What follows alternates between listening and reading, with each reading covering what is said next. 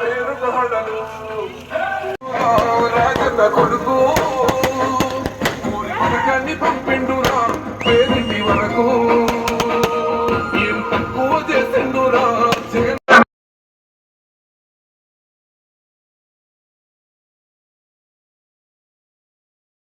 మాత్రం ఒక్క విషయం చెప్తాం.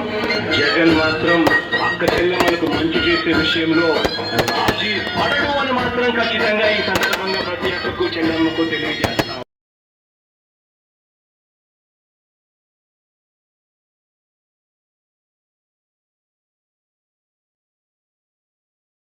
గ్రామాల అభివృద్ధి కావు.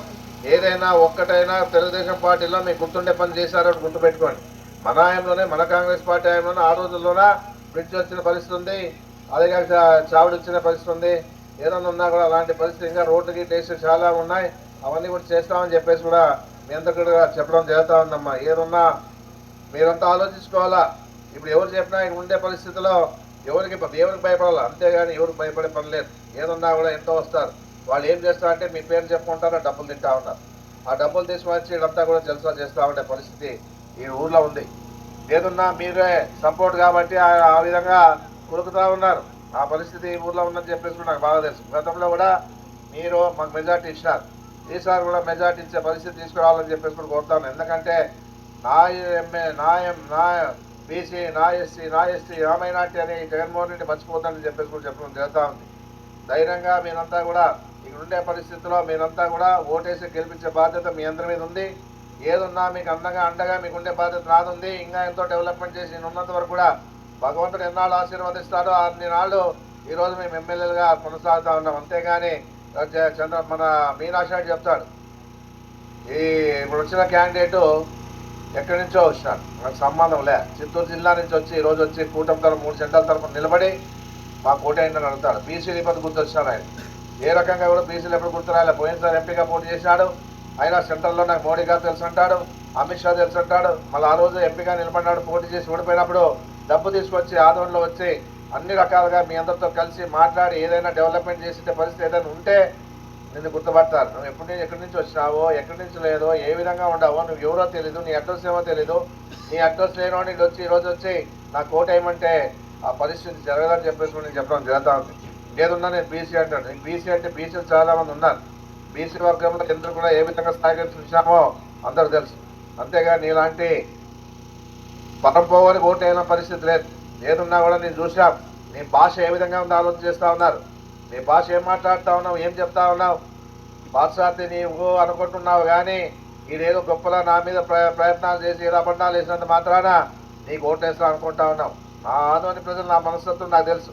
ప్రజలంటే ఏం తెలుసు, దగ్గర తీసుకునేది తెలుసు, ఏదో ప్రేమించేది తెలుసు, ఏదో కష్టాలు వచ్చినప్పుడు ఆదుకునేది తెలుసు.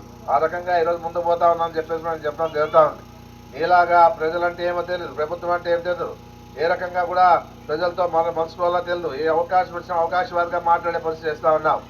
ఏదున్నా నీ భాష మార్చుకోమని చెప్పేసి చెప్పడం జరుగుతుంది. భాష మార్చుకుంటే 2 రోజులు పడతాం. కానీ అనవసరంగా అవినీతి గురించి నువ్వు చెప్పడం జరుగుతూ ఉంది. నీ అంత అవినీతి పడు, నీ అంత దుర్మార్గుడు, నీ అంత మహిళలను లోపరుచుకునే పరిస్థితి నీకుందని చెప్పేసి చెప్పడం జరుగుతూ ఉంది. డెంటల్ డాక్టర్గా వచ్చినావు, మెంటల్గా మారిపోయినావు. ఏ రకంగా కూడా నీవంతా కూడా రాజకీయాల్లో రావాలని ప్రయత్నం చేస్తే భగవంతుడి సంకల్పం ఉండాలా, ప్రజల ఆశీర్వాదం ఉండాలా. అంతేగా నీ ఇష్టానుసారంగా నీదేదో నిలబడితే ఓట్లు వేస్తారని చెప్పే మనసు నీకు ఉండొచ్చేమో. మా ప్రజలు ఓట్లు వేసే పరిస్థితి లేదు.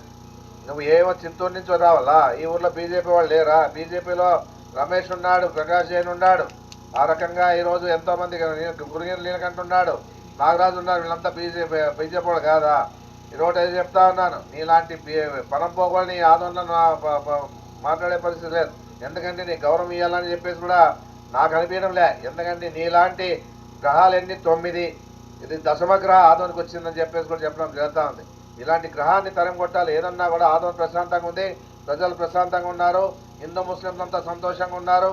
ఈ పరిస్థితిలో ఆదోన్లో ఉన్నటువంటి నియోజకవర్గంలో ఉన్నటువంటి మంచి నియోజకవర్గాన్ని అన్ని విధాలుగా కాపాడుకునే బాధ్యత మా మీద ఉంది.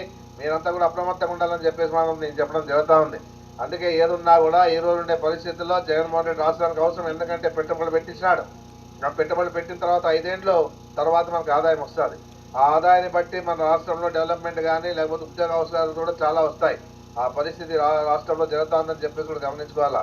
ఏదున్నా మంచి ఆలోచన పరుడు జగన్మోహన్ రెడ్డి గారు. ఏదైనా చేయాలన్నా, పేదోడు సంక్షేమ కార్యక్రమాలు ఎన్ని చేయాలన్నా, రాష్ట్రాన్ని అభివృద్ధి చేయాలన్నా కూడా ఆలోచన ముందుకు పోతా ఉన్న పరిస్థితి ఉంది.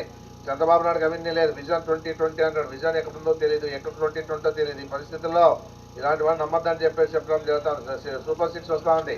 ఆ సూపర్ 6 అని చెప్పేసి అబద్ధాలు చెప్పి అధికారం లేక గతంలో వచ్చిన మాదిరిగా రావాలని ప్రయత్నం చేస్తూ ఉన్నారు.